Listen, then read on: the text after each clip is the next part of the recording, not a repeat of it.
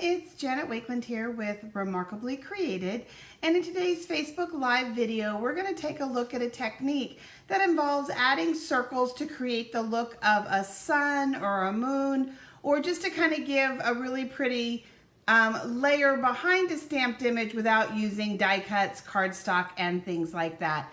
So let's go ahead and let's switch the camera right around. And these are the two cards that you may have seen in the announcement of this Facebook Live video, in the teaser for this live video. And I'm going to show you how I achieved both of them. And then you can see behind it that I have quite a few other samples that I will be showing you using this idea. So let's go ahead and let's bring in the supplies that we're going to be working with. So we've got a bunch of quarter sheets of white cardstock so we can play a little bit. I've got some things that I kind of cut and ready to go as well. We're going to be talking about these different, oh my gosh, say the word, Janet, dies. And I think the heat's getting to my head. So we're going to be talking about these different dies. We're going to be looking at this stamp set, and that's kind of the core of the technique. I picked a couple of ink colors to work with today. I have Basic Gray, I have Cajun Craze, and I have Mango Medley. But I will also talk with you a little bit about using Craft White. And of course we need some Basic Black for what we're doing. Gonna talk to you about these templates here. Part of our other tools of the day are the blending brushes. And then, of course, we need a block for our stamp. And then we have some sponge daubers. So let's start first just with the stamp. And I know that in the advertisement of this video, I said that there were two ways to do this. The reality is there's really a lot of ways. When you use the stamp, there's several ways that you can use the stamp. So using the stamp or using stencils are kind of the basic two ways, but then within the realm of stencils, within the realm of stamps, there's multiple different ways. So let's go ahead and let's grab our Mango Medley ink pad. And I'm just gonna kind of make sure that this is cleaned off a little bit the way that I want it to be. And this stamp comes from the watercolor shapes, and it is specifically the circle in this. You're gonna notice, looking at the graphic on this stamp's image here, that they're kind of discolored, right? That means that it's gonna have natural shading. It's not gonna be one solid image. When you stamp, you are gonna get that what we call shading, that fading happening. So when you look at the image of a stamp in the catalog, in the cover of the stamp, it's gonna tell you what the finished product should look like, okay? So let's go ahead and let's ink this up, and we're just gonna take it direct to paper. So here you can see where you picked up that natural shading, okay? That's not because it didn't take ink, because your ink pad's dry, because you didn't stamp right. If I compare it to that image, that's exactly what it's supposed to do, and it's a really, really cool look. And then when we have that image, then we're able to go ahead and let's use this really fun new stamp set. Look at this one coming. Sun-Kissed. Of course, the pelican's gonna be perfect with our hair and habitat. I don't know how many of you are spending time at the beach. If you're spending time at the beach, give your favorite beach a shout out. Our favorite beach is Chincoteague, Virginia. And of course, palm trees are always welcome this time of the year, right? But let's go ahead and let's put ink on a new stamp to go with this image, just for fun, just so we can kind of show you how this kind of goes together a little bit. I'll take my circle off here for just a minute. And I'm just going to use Basic Black, and I'm just inking up those really sweet sun chairs and umbrella, and we're just going to stamp it off to the side. And now you can see where they're sitting there enjoying the sun. So very quick, very, very easy, guys. Just inking up that circle stamp. So let's go ahead and set those inky stamps aside. Using your big, large stamps, if you're doing any type of playing around with multiple stamp sets and you're like, you don't want to be bothered to clean each one as you go, you're not sure you're going to reuse it, these really large clear blocks, this is a perfect use of them. Keep those dirty stamps corralled so that you don't accidentally do anything else with them. So then let's bring our circle stamp back in. So something else that you can do, and we'll grab another piece of cardstock here, is I'm going to now open up the Cajun Craze. And so I've got my Mango Medley, and I've got a darker color Cajun Craze. Pick the color combos that work for you, what you like, but this is the one that I worked with the wolf card. So we're just gonna go ahead and, oops, sorry. I got a little carried away too fast there. Talking and stamping don't always go together. So I'm gonna ink it up, and then I'm gonna take the ink pad, and I like to hold it in my hand, and I'm gonna take my stamp, and I'm gonna just kind of roll the edges just a little bit. And if that's just too much of a, what I want to call a ring, I can blend it out a little bit with my blending brush, just to kind of blend it into that just a little bit. So it's kind of a combination of what we call the rock and roll technique, with then blending it out just a little bit. And when I go ahead and stamp that down, you're going to see that differentiation in color.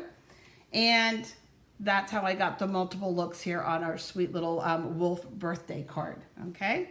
So playing around like that, of course, then we take it from looking like a sun to looking like a planet, and just having some other fun backgrounds with it. Now, instead of doing it that way, and I'm still using the same colors, so I'm not gonna worry about my pads getting totally crazy. Just flip it over. So I can go ahead and ink it up, turn it upside down, and I can either take my blending brush and just kind of tap on some of that ink, or I can use a sponge dauber and kind of do the same thing around the edges. So I can ink up that circle. And this works with the squares, it works with the ovals, and actually this technique works with any stamp. But right now we were just talking about those circle backgrounds. So if you're not comfortable rolling it around like that, capturing the edges, then go ahead after you stamp it once and use your blending brushes to blend it out, okay? So that's one way to do this. Let's keep these stamps out and handy. And we'll set this aside out of our way. So then another option is to create a stencil using our dies. And again, right now we're focused on just kind of creating that sunshine, a moon behind an image, but you can also use this same technique to put a square behind an image, to put a rectangle, to put basically anything behind an image. There's two ways that I like to create a stencil. One way is with our thick Whisper White cardstock. I like just the sturdiness of our thick Whisper White cardstock for this technique. And then I also like to create a stencil using our window acetate. The benefit of the window acetate is when I'm going to do this technique here in a second, I can actually see anything that's behind it that I may be trying to work within, if that makes sense. And then this is wipeable, and you can clean it. These stencils here you can easily store if you use the original envelopes right down inside. If not, just get yourself a large cello bag or even one of our clear stamp cases and store these stencils down inside of your clear stamp case. So let's go ahead and let's pull one of these stencils in, and we're gonna just kind of put it off to the side. I'm gonna put that, well, I'm not gonna use that just yet, so we'll put that there. And let's grab our blending brush. And you can tap off if you want a softer, smoother look so that you don't get that initial pounce look. And you're just gonna go in this case I didn't pounce off. I'm going to try and darken up the whole edges here a little bit, blending this all in together. And how dark, how light it is going to be based on how many times you go over it.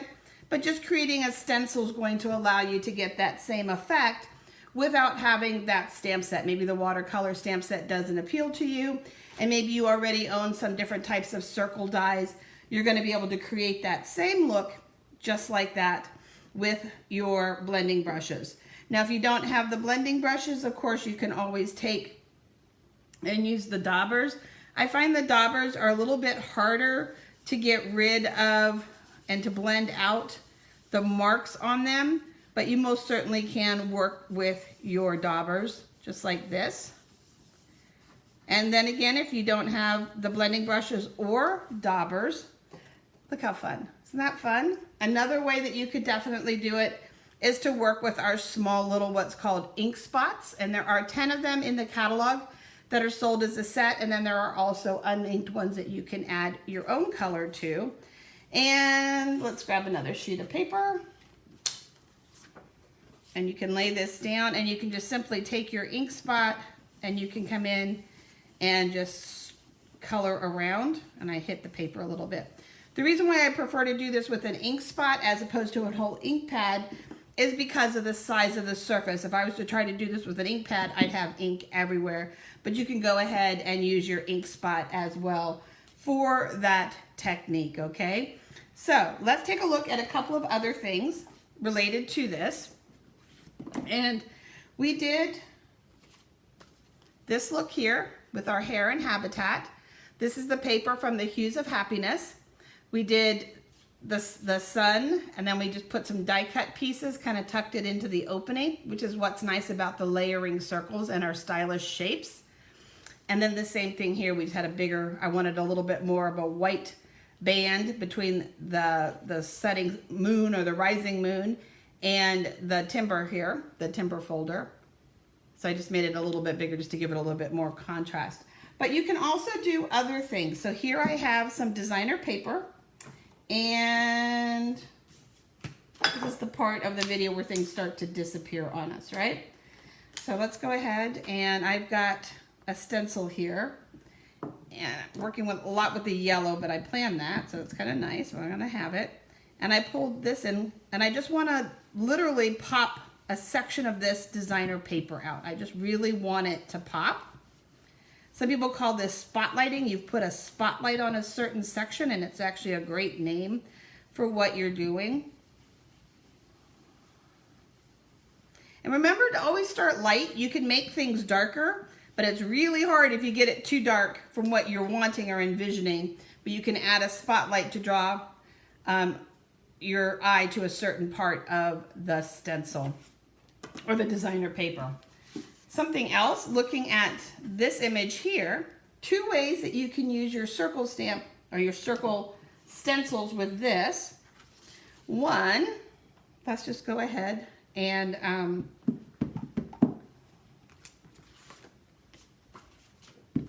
let's create our setting sun, and we'll put our beautiful aspens over top. So we can simply just put that over top, okay? But something else that you can do is you can kind of temporarily hold your paper down if you need to put a little piece of masking tape on it, a little piece of washi tape on it to hold it in place. You can most certainly do that. And then you can bring in your circle, and you can go ahead and, let's flip this over. I want to use the back side of the paper because I don't care if I get ink on the back side of the paper. Let's put this back down. And now I can do one of 2 things. I can take my blending brush and I can color, and it's going to color just in a very specific section as if the moon or the sun was peeking behind the leaves. Or, keeping this concept in mind, let me bring this card in here. This card uses tree paper, and if you'll see, the sun looks like it's layered behind the trees. But the circle was on, and we just used our aqua painter and used this to help us guide painting in that half circle look.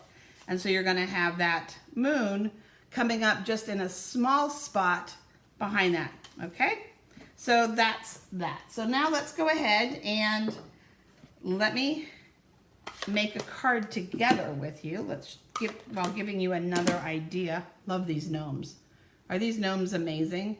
This paper here is our Happy Forest Friends in the annual catalog. And then these images were die cut from the new gnome suite that is coming in the holiday catalog. So speaking of gnomes, we're going to work with our blushing pink, or blushing bright, excuse me, our twine. We have a piece of Coastal Cabana. I have a piece of Whisper White, and the size of this Whisper White depends on the size of the opening that you've cut with a circle. I just need it to be slightly larger than the circle that I'm going to be working with.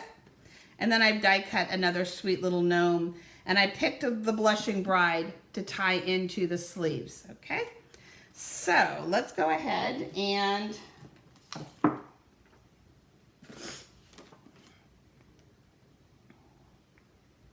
lay our stencil down. And let's see how clean this is. Okay, this brush is clean, so we're good to go.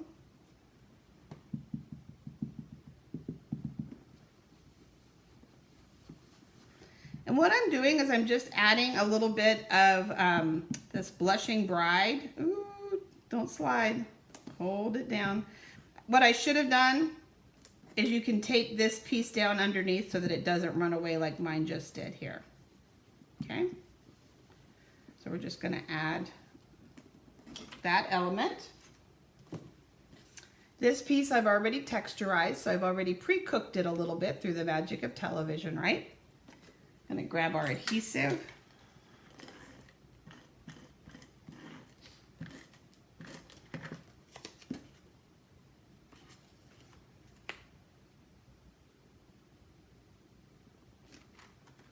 We're going to grab our sweet little gnome. And if you happen to have a June birthday, go ahead and comment below. And this card will be finished up as a birthday card.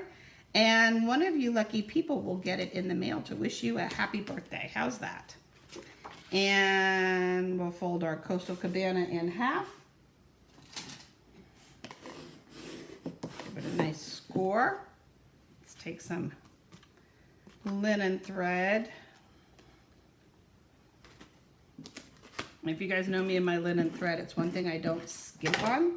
I like to have a lot of linen thread just because it's so thin. So I really want it to make a statement on the card. So in this case, we're just going to wrap it a few times around the bottom.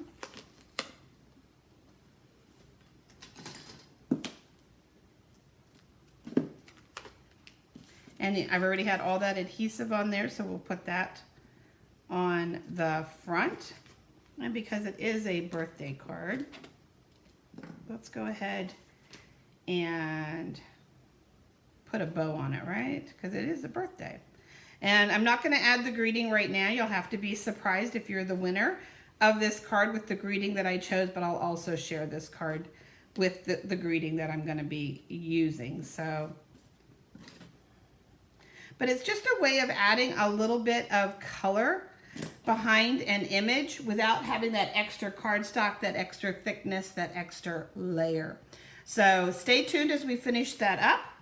And let's look at one more option for creating some fun sponging, coloring, and backgrounds. This is our Picture This dies. So it does have 6 circles. And one thing you will notice as I've cut my dies, I've definitely left myself a big space around the dies so that I'm not carrying ink over onto the card surface, if that makes sense. So I always cut the cardstock a good bit bigger than what the actual project is going to be when I'm making my stencils and my templates. But this is another really great one to work with, and I'll show you the project that we created, but I wanted just to bring that to your attention as another option that you have. So let's pull that card in first, and then we'll look at some fun cards. So this card, I sponged through 3 of the biggest openings, stamped the poinsettia. Oops, goes this way. My first Christmas card of this season. It's like, oh my gosh, it's only June. I must be like, oh, no. But we got it. We made one. The little gold pieces, but again, just created those little images right there for you. So then looking at some more samples, look at this fun Halloween. These sweet little Halloween trick-or-treaters are debuting on July 1st. So stay boo and scary on.